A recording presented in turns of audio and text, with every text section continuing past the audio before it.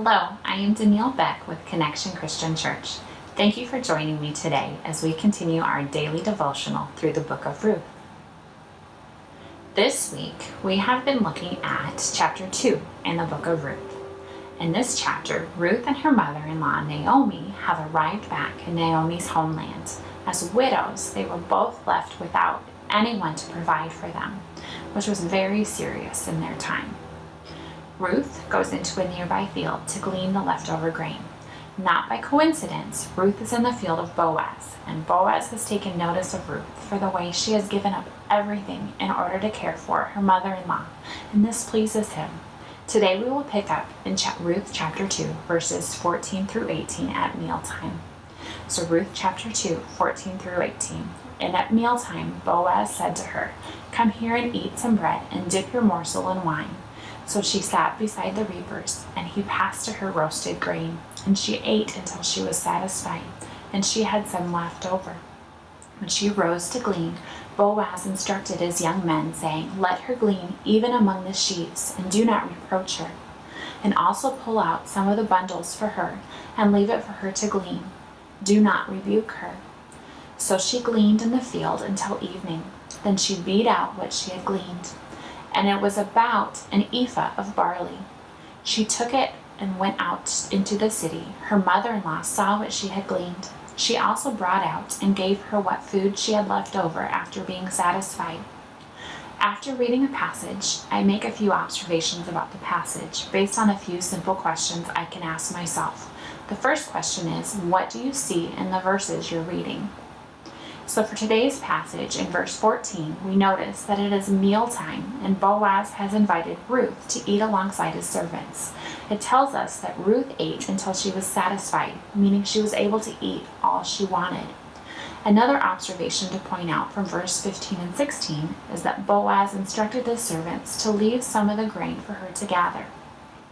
Boaz is going above and beyond what the Israelite law demanded.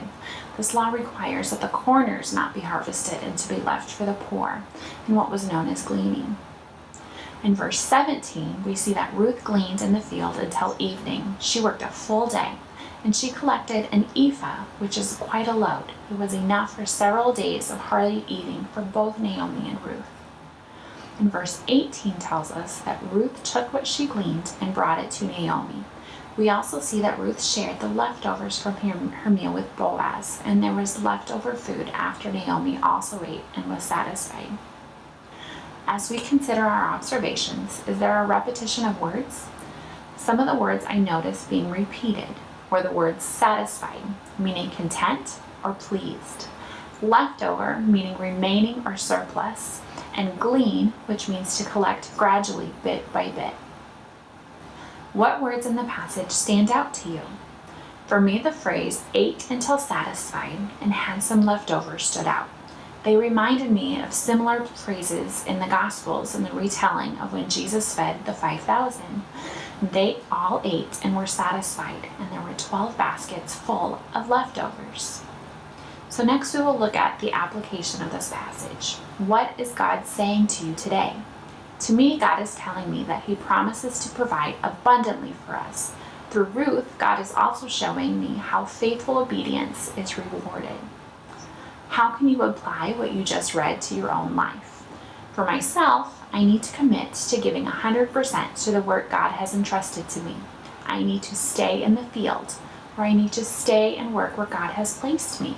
My job, my church, neighborhood, as wife and mother, in order to reap the blessings.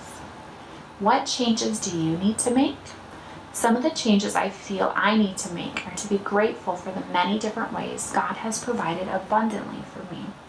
I also need to give my all in my day-to-day life situations I have been called to, which currently is staying home and caring for my family and my home. Is there any action you need to take? One action I have taken is to make a daily gratitude list. For me, knowing that I have to tell my family 5 things I am grateful for each night at dinner, I'm reminded throughout the day to look for those things that I'm grateful for.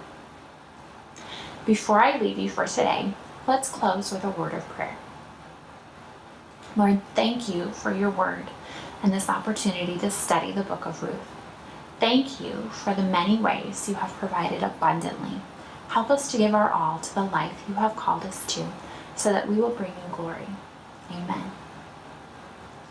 Thanks for joining me today. Please tune in again tomorrow as Kayla continues with the book of Ruth.